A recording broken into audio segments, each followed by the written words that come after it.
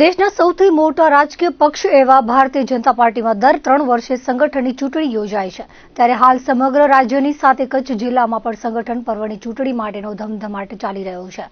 Party high command દ્વારા મંડળના પ્રમુખ માટેની દાવેદારી કરનાર કાર્યકર 18 થી 40 વર્ષની વયનો હોવો જોઈએ. તે વર્તમાન સક્રિય સભ્ય હોવો જોઈએ. સતત 2 ટર્મથી મંડળ પ્રમુખ રહેલા કાર્યકરો દાવેદારી કરી શકશે નહીં. બૂથ સમિતિના પ્રમુખ બનવા માટે 2 ટર્મની સક્રિય સદસ્યતાનો નિયમ પણ લાગુ થશે.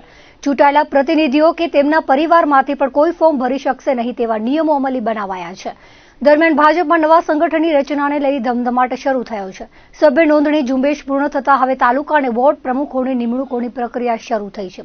આજે જિલ્લા મથક ભુજના કચ્છ કમલમ ખાતે પાર્ટી કાર્યકર્તાઓ માટે માર્ગદર્શન કાર્યશાળાનું આયોજન કરવામાં આવ્યું હતું, જેમાં પ્રદેશ ભાજપ ચૂંટણી અધિકારી ઉદયભાઈ કાનગડ અને જિલ્લા અધિકારી કમાભાઈ રાઠોડ દ્વારા ઉમેદવારી કરવા ઈચ્છુક કાર્યકર્તાઓને નિયમો સહિતનું માર્ગદર્શન પૂરું પાડ્યું હતું.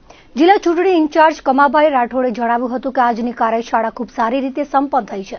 અગાઉ પ્રાથમિક સદસ્ય, સક્રિય સદસ્ય અને બૂથ સમિતિની રચના માટે કાર્યશાળાઓ થઈ હતી.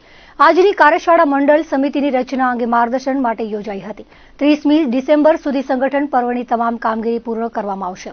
આ અંગે કચ્છ જિલ્લા ભાજપ પ્રમુખ દેવજીભાઈ વરચંદે જણાવ્યું હતું કે કચ્છ જિલ્લા સંગઠનમાં નવા તાલુકા અને વોર્ડ પ્રમુખોની ચૂંટણીની પ્રક્રિયા હાથ ધરવામાં આવી છે. ત્યારબાદ શહેર અને જિલ્લા ભાજપ પ્રમુખ નક્કી કરવાની કવાયત હાથ ધરવામાં આવશે. દેશના સૌથી મોટા રાજકીય પક્ષ એવા ભારતીય જનતા પાર્ટીમાં દર 3 વર્ષે સંગઠનની ચૂંટણી યોજાય છે. હાલે રાજ્યની સાથે કચ્છ જિલ્લામાં પણ સંગઠન પર્વની ચૂંટણીની પ્રક્રિયા હાથ ધરવામાં આવી છે.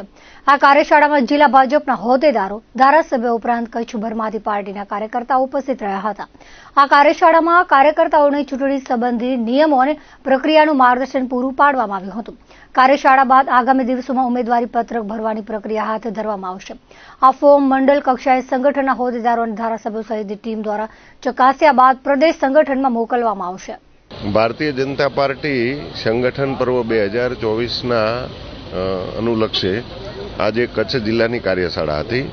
સૌપ્રથમ કાર્યશાળા બની પ્રાથમિક સદસ્યતા અભિયાન માટે, ત્યારબાદ સક્રિય સદસ્ય અભિયાન માટે, ત્યારબાદ બૂથ સમિતિના ગઠન માટે, એમ અલગ અલગ પ્રકારે કાર્યશાળાઓ થઈ. તેમ આજની આ કાર્યશાળા હવે પછીની જે મંડળ સમિતિઓ બનવાની છે એના માર્ગદર્શન માટેની આ કાર્યશાળા હતી. નવી નિમણૂકની પ્રક્રિયા અન્ય પક્ષો કરતાં બિલકુલ પારદર્શકતાથી જ થવાની છે. અહીંયા જેની ઉંમર મર્યાદા અહીંયા જ કાર્યશાળામાં કઈ છે એ પ્રમાણેની 40 થી 45 વર્ષ વચ્ચે, એટલે 40 વર્ષની જ છે.